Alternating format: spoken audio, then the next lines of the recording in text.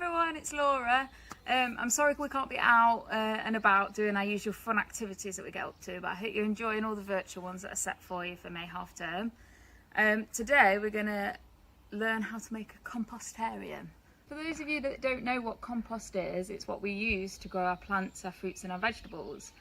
What our compostarium will do is we're growing our own compost effectively. It will take about 6 months, so it will be for next year for you to grow things. But I wanted to show you some inspiration because this is what I've been up to during lockdown. So this is my vegetable patch and this is what you guys can use your compost for eventually. So I've got growing lots of vegetables. So we've got some thyme, which is a herb. These are going to be sugar snap peas when they grow. These are onions that are growing all underneath here. We've got one little courgette there. Some lettuces. These are hopefully going to be carrots, but I'm not quite sure. And this is a little strawberry plant. It has some nice juicy strawberries eventually. Growing your own compost is a really good thing to do because not only will it save a lot of money, but it will also reduce lots of your household waste, which is really beneficial for our environment. All your food scraps and things like that, any off food that you have that would usually go into the bin and go to waste, you're going to use for your compost, and then you're putting back into the environment, getting fresh fruits and veg out of it, which is a lot better for you than buying it at the supermarkets. And yeah, you're just using it as a cycle again and again and again, so it's super good for you, super good for the planet.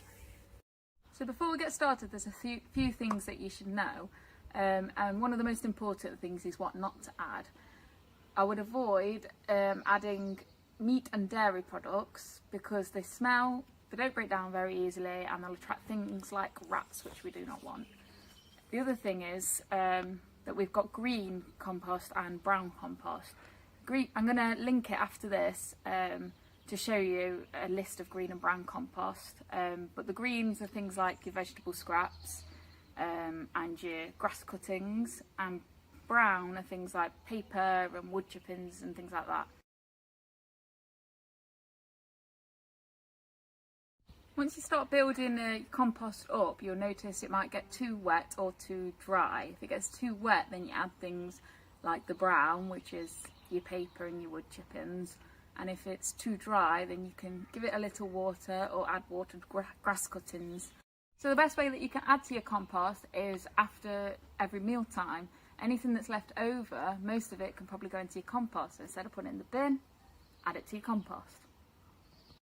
So I'm going to stop talking about it now and we can go over there and start recycling our food waste and making our compost. So now you're going to need to find a place in your garden.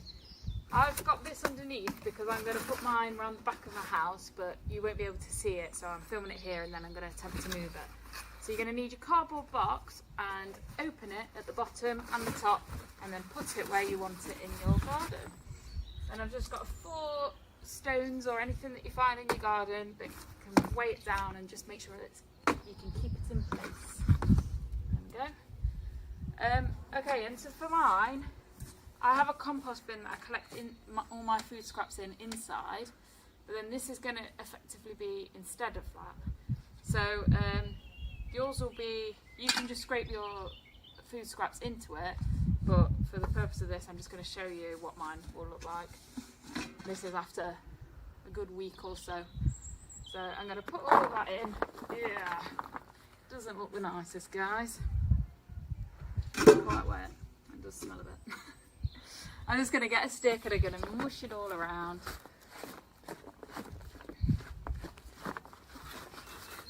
Make it all nice for the worms and things. And mine's a bit wet, so I'm going to add some paper to it. Add as much paper as you think. Like that's all shredded paper. Mix it round. Pretend you're making a potion or something. And like I said, if it's too dry, you can add some water if you've got a watering can or a squirty water thing. And then the other thing, guys, about using our cardboard box when we're making our compostarium is over time the cardboard box will actually decompose as well.